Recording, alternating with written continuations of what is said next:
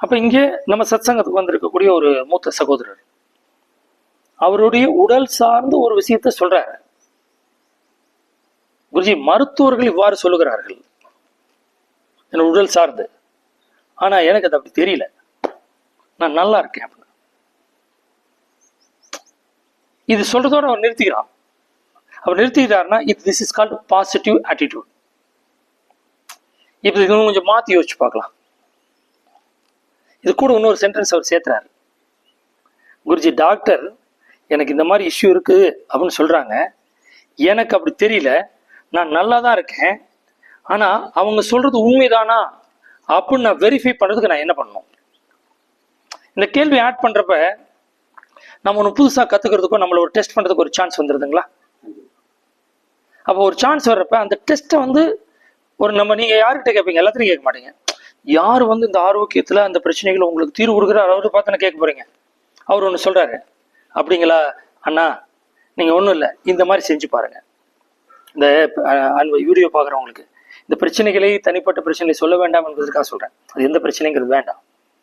அப்ப அந்த பிரச்சனைக்கு உண்டான ஒரு தீர்வை, அதற்கான சோதனையை, நம்ம இல்லத்திலே செய்யக்கூடிய ஒரு சோதனையை நம்ம செஞ்சு பார்க்கக்கூடியதை இப்படி செய்யுங்கன்னு நான் அவருக்கு அறிவுறுத்தி அவர் அதை செஞ்சு பார்த்துட்டு, குருஜி நீங்க சொன்னதெல்லாம் செஞ்சேன், அப்போ நான் நல்லா இருக்கேன்னா, அப்ப அங்க அந்த ரிப்போர்ட்டு தப்பு, இது ஒரு வர்த்தகத்திற்காக பேசப்பட்டது, நம்ம புறக்கணிச்சிடலாம்.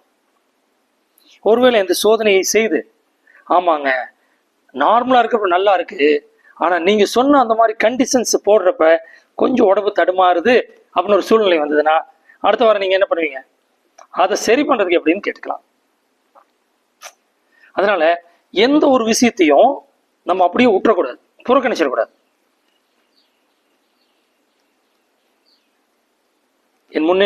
என் மீது நம்பிக்கையுடன் இந்த சத்சங்களை கலந்து கொண்டு கூடிய அந்த சகோதரர் 100 ஆண்டு காலம் பேரானந்தமாக என்னுடைய ஆசீர்வாதங்கள். ஆனால் இந்த வெளி உலகத்தை பார்க்கிறோம். ஒரு சின்ன பையன் இருக்கான், நல்ல பையன், ஒரு 35 வயசு, நல்லா தான் இருந்துட்டு இருந்தான், டக்குன்னு ஹார்ட் அட்டாக் செத்து போயிடறான். நல்லாவே இருந்துட்டு இருக்கான், டயாலிசிஸ் பண்ண போயிட்டாங்கன்னு சொல்றாங்களா இல்லையா? அந்த கதைகள் நீங்க கேட்குறீங்களே. அப்ப நம்ம மருத்துவ சோதனைக்கு போகாததுக்கு முன்னாடி நம்ம நல்லா இருக்கோங்கிறது வேற. ஒரு சோதனைக்கு போயிட்டீங்க, அந்த சோதனையினுடைய முடிவாக இதுல ஒரு தொந்தரவு இருக்குதுன்னா நீங்க என்ன பண்ணணும்? பதட்டப்படாம இன்னொரு இடத்துல அதை கிராஸ் வெரிஃபை பண்ணிக்கணும். நானும் அதனால அப்படிதான் பண்ணிக்கிறேன், தப்பு இல்லையே. இன்னொரு கிராஸ் வெரிஃபிகேஷன் அது எப்படி வேணா இருக்கலாம். அது எங்களை மாதிரி ஒரு குருஜியை பார்க்கலாம், அல்லது உடல் கூறு நிபுணர்கிட்ட அந்த ஆல்டர்னேட் மெடிசின்ஸ் பண்றவங்ககிட்ட வரலாம், இன்னொரு டாக்டர்கிட்ட கூட போகலாம், அது உங்களுடைய விருப்பம். ஆனா அந்த இன்ஃபர்மேஷனை நீங்களே வச்சுட்டு கூடாது. என்ன காரணம்னா, அந்த ஃபர்ஸ்ட் வரக்கூடிய சிம்டம் இருக்குல்ல, உங்க உடம்புல ஒரு பிளட் டெஸ்ட் எடுத்துட்டு ஒரு பொட்டாசியம் ஜாஸ்தியா இருக்குது, சோடியம் கம்மியா இருக்குன்னு ஒரு சின்ன இன்ஃபர்மேஷன் இருக்கையிலேயே அதற்கான ஆல்ட்ரேஷன்ஸ் பண்ணீங்கன்னா நாளைக்கு வரக்கூடிய பெரிய பிரச்சனையை தவிர்த்திடலாம். இது என்னங்க ஒண்ணும் இல்லை, இது சின்ன விஷயம் தானே அப்படின்னு சொல்லி நம்ம புறக்கணிக்கிறது, கொஞ்ச நாள் கழிச்சு அது மிகப்பெரிய பிரச்சனையாக மாறி அது நமக்கு அதிக செலவினங்களை வலிக்கக்கூடியதாகவோ அல்லது மீண்டும் அதை ஒழுங்கு செய்ய முடியாத அளவுக்கு போயிருது உண்டு. அதனால எப்பொழுதும் உங்க உடம்பா இருக்கட்டும், அல்லது உங்களுடைய பொருளாதாரமாகட்டும், உங்க உறவுமுறைகளாகட்டும், சின்னதா ஒரு உரைச்சல் வர்றப்பே, சின்னதா பிரச்சனை வரலையே, அந்த வாரமே இங்க கேட்டு தீர்வு பண்ணி அடுத்த வாரத்துக்குள்ள தீர்த்துருங்க.